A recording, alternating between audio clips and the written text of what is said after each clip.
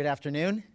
Thank you all for coming here today. I am Chad Bianco. I'm the Sheriff of Riverside County, and we are obviously here to talk about an incident that occurred yesterday at the rally that former President Trump had in Coachella. There has been a lot of media stir beginning last night with social media and further on today about the arrest, and so I am here to give you as much information as I can. I will answer all of the questions that you have. Keep in mind that the information that I'm going to give you may not be all of the information that I have, but because of what we're doing and because of the investigation that will obviously continue concerning this, there are some things that I cannot give you or that I will not give you, but I will do everything I can to answer your questions. So to begin with, yesterday afternoon, before former President Trump arrived to the rally, we made contact with an individual on the inner perimeter of our operation at the rally. As you can imagine, this was a very large event.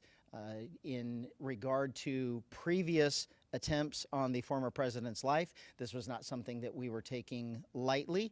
We had a very detailed plan in place on how we were going to keep not only the former president safe, but all of the participants or the attendees of the rally safe.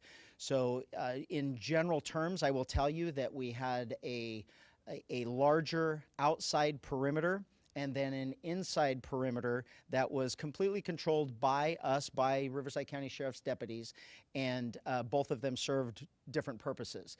We did not keep residents from their homes. We did not keep people that were traveling through the area from going through if they had a legitimate reason to go through.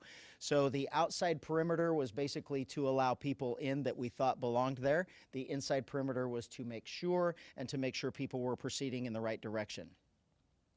The way it worked yesterday is only people that were allowed inside the perimeter, the outside perimeter, in a vehicle was if you lived there or if you had documentation that said you were going to this rally in the form of an email with VIP credentials or press credentials.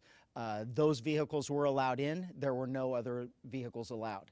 So that outside perimeter I will give you his name. The name that we have, and I'm going to put an asterisk by it as I explain this later, but we have his name as Vem, V-E-M, Miller, M-I-L-L-E-R, and his birth date is 10/26 of 1974. And the reason why I gave it to you like that is I will explain later. He approached the outside perimeter, gave all indications that he belonged there, that he was a participant that was allowed to get into VIP and to and a press corps, and so he was allowed through that outer perimeter. As he got to the inside perimeter, where deputies were conducting obviously a more thorough evaluation of the vehicles that were coming in, there were many irregularities that popped up. The deputy noticed that the interior of the vehicle was in quite disarray. The vehicle had an obviously fake license plate, and that prompted further investigation from our deputy into why the person was there and what he was doing. During that investigation, the deputy eventually found multiple passports with multiple names, multiple driver's license with different names. The vehicle was unregistered, and the license plate was what we in law enforcement would recognize as one that is homemade and indicative of a group of individuals that claim to be sovereign citizens, and assuming the deputy assumes that he was part of that identifying group. So during the investigation, obviously those identification documents were found, in addition to a loaded handgun and a shotgun.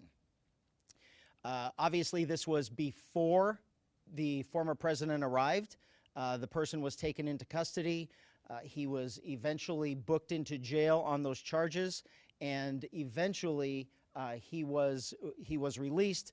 He will have to further his court case in the future. Right now, we are actively engaged in working with Secret Service and the FBI to ensure that this person is followed up on and all of the information that they can gather. I can tell you that from my perspective, from a state law enforcement agency's perspective, the firearms charges is what we arrested him for and booked him on. Anything further will come from the federal government, and quite frankly, I don't know if we will be a part of that. We will certainly be a part of that investigation and cooperating with them, but those charges, if any, will come from them. They will not come from us.